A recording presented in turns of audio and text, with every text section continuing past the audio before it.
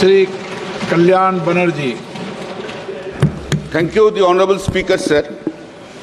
First of all, we pay respect and homage to the security personnel who had sacrificed their life for protecting of this temple of democracy.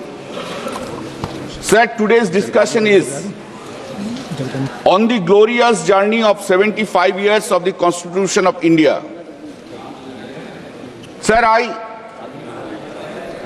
heard the speech of the Honourable Minister, respected Rajnath Singh ji. I couldn't hear anything which part is glorious or which part is inglorious. If we discuss on this subject, glorious journey of 75 years of the Constitution of India, then we have to give credit from Pandit Jawaharlal Nehru to Dr. Manmohan Singh. Yes. No one can be left out. The glorious journey of this Constitution is not only for the 10 years. If we accept it, we have to accept right from Pandit Jawaharlal Nehru to Narendra Singh Modi, who are the leader of the country itself. It cannot be segregated. There cannot be anything to be said, anything to be criticized. But I didn't hear. I will be expecting from the answer from the Honourable Prime Minister that which part was glorious and which part was inglorious. I accept our Constitution worked well.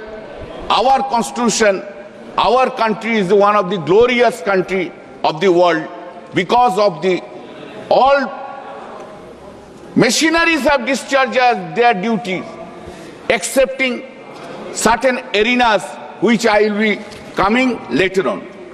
Sir, Dr. Ambedkar said, in the Constituent Assembly, Dr. Ambedkar said, however a good constitution may be, it is sure to turn out a bad, because those who are called to work, it happened to a bad lot.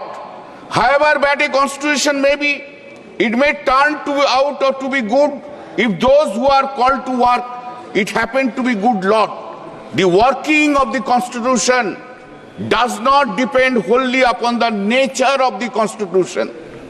Sir, India is the largest democratic country in the world. Over the decades, constitutional institutions tried to discharge their duties with the object of fulfilling the constitutional rights and legitimate expectations of the citizen of this country. Sometimes it has worked well, sometimes the constitutional institution failed to discharge their duties to a certain extent. The necessary question today in India arises whether the Constitution failed or we failed the Constitution. The preamble of our Constitution is the heart and soul of the Constitution. Therefore, it was and is always amenable to amendment. India is a secular country. Secularism has been inserted in the preamble by reason of the 42nd Amendment Act of 1976. The object of inserting the said word was to spell out expressly the high ideas of secularism and the integrity of the nation.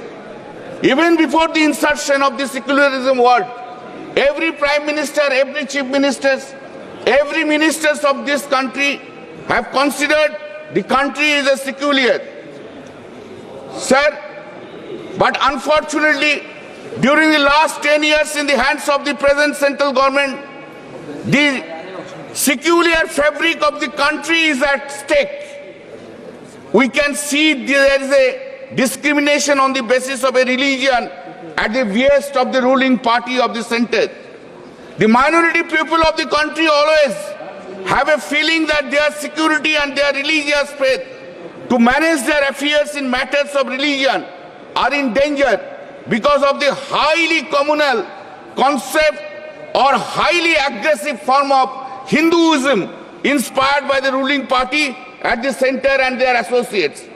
If we have to understand the constitution of our country, we have to give meaning to the words, every words the interpretation of this constitution cannot be narrow. They have to give a broader meaning. The definition of fundamental rights and expression cannot be interpreted in narrow formula of black and white letters, and its duty and beauty lie in interpreting it with a broader point of view, as the faith of the common man is on the broad shoulders of the parliament or the courts of law. It is a duty. Attempts have been made for the last 10 years by the party in power in the center to curtail constitutional rights. We are witnessing the abrogation of the fundamental rights. In many instances, the abrogation of the fundamental rights of the citizen is being done at the hands of the central government. If a government does not act at an appropriate time to uphold the fundamental rights of the citizens of the country, the democratic polity of our country is at stake. For example, in Manipur, the rights of the people of that state neither have been, the democratic polity of in Manipur, the rights of the people of that state neither have been nor anything has been done. Rights of the people of the Manipur time and again have been violated. We have seen rapes, we have seen murders, we have seen that the state is in a completely out of law and order conditions. Rights of the peoples of the Manipur, constitutional rights, whether it has been protected. If you do not protect at the appropriate time, there is no use of saying that the protection of the fundamental rights. Sir, why the people of Manipur are being killed? Why so many rapes have been taking place in Manipur? Why the democracy of Manipur has been throttled down for nearly 1 year and 6 months? Shame. And why the Honorable Prime Minister of India could not resolve the problem of Manipur? Shame. Sir, the Honorable Prime Minister of India, before the election, went to West Bengal. And in Sandeshkhali, the Honorable Prime Minister said that Sandeshkhali देश का अंग है, संदेशखाली का महिला देश का महिला है, देश का बिटिया है. Sir, Boshirat parliamentary constituency gave a befitting reply to the statement which was made by the Honorable Prime Minister. Sir, my question is today, Prime Minister साहब, मणिपुर क्या देश का अंग नहीं है? मणिपुर का बिटिया क्या देश का बिटिया नहीं है? मणिपुर का नारी का इज्जत नहीं है? मणिपुर का नारी का सम्मान नहीं है? क्या किया आपने? You are waiting, you are not doing anything. Sir, why? In the name of survey of work of property at Sambal, Uttar Pradesh, 6 or 7 minority people have been killed. Shame. Why are you silent, the Honorable Prime Minister? When the rights under Article 21 of the Constitution of the citizens of Manipur and Uttar Pradesh are put in danger, then being a Prime Minister of the country, why do you remain silent spectator? When you become the Prime Minister of the country, it is your duty to save them. You cannot confine yourselves to your political party's agenda, which speaks only for division as per religion, spreading hatred and destroying the federal structure of this country. Shame. Sir, you have heard, everyone has heard about the Archiko's sad rape case and death case. It has happened in now 8th or 9th August. CBI is investigating the matter. Still now the investigation is not completed. Trial has not been completed. Shame. But after that, 2 rape and death cases had happened in West Bengal. And within 60 days, sir, appropriate court have convicted the accused and declared death sentence. Sir, why the Aparajita bill, which was passed by the West Bengal Legislative Assembly, has not been assent has not been given till now by the Honorable President of India. Shame. What the opposition bill speaks? It speaks about speedy investigation. You can't discuss about the conduct. Okay, why the assent has not been all right? Why the assent has not been? Why the assent has not been? Process of the assent has not yet been completed by the appropriate persons who are responsible for this. Therefore, and there what it speaks about 6 months within speedy investigation and speedy trial. Sir, parliamentary practice is the basic structure of our constitution. G.B. Mavalkar said, quote, for real democracy one has to look not merely in the provisions of the constitutions or the rules and regulations made for the conduct of business in the legislature, but one has to foster a real democratic spirit in those who form the legislature. If this fundamental is borne in mind, it will be clear that the question would be decided by majorities. Parliament government will not be possible if it is reduced to mere counting of heads and hands. If we are go to mainly by majority, we shall be fostering the seeds of fascism, violence and revolt. If on the other hand we could help to foster a spirit of tolerance, a spirit of freedom of discussion and a spirit of understanding, we shall be fostering a spirit of democracy, unquote. During last 10 years, all these speakers who have said from the opposition, all these statements which have been made, all these speeches, these are all not worthy. Not worthy at all. Only the hands on that side, there the hands are much higher. Therefore, everything would be done. Does it not? You are not fostering seed of fascism in the parliament itself.